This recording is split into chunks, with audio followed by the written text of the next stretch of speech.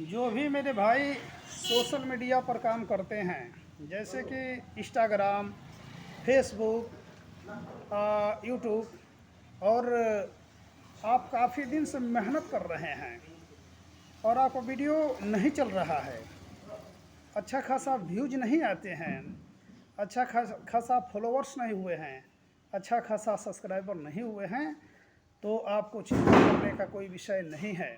क्योंकि कहा जाता है कि आप कर्म करने का अधिकारी हैं, फल विधाता देता है। इसलिए मेरे साथियों, मेरे भाइयों, जितने भी क्रिएटर काम कर रहे हैं सोशल मीडिया पर, लोगों को मैं बताऊंगा कि आप प्रतिदिन नियमित नियम बना करके और एक समय बना करके वीडियो अपने चैनल पर अपलोड करिए। एक ना एक दिन आपका चैनल ज़रूर ग्रो करेगा और एक ना एक दिन आपका फॉलोअर्स बढ़ेंगे, व्यूज आएंगे। कर्म से पहले मनुष्य फल का ही चिंता करने लगता है, तब जो है जा करके उसका जो है कर्म वो बीच रास्ते में ही टूट जाता है। आज जिसको आप देखते हैं कि इनका मिलियन में फॉलोअर्स हैं, मिलियन में व्यूज आते हैं, तो मेरे साथियों, आप लोग को मैं बता दूं कि आज जो चमक रहा है ना, एक दिन वो संघर्ष किया है।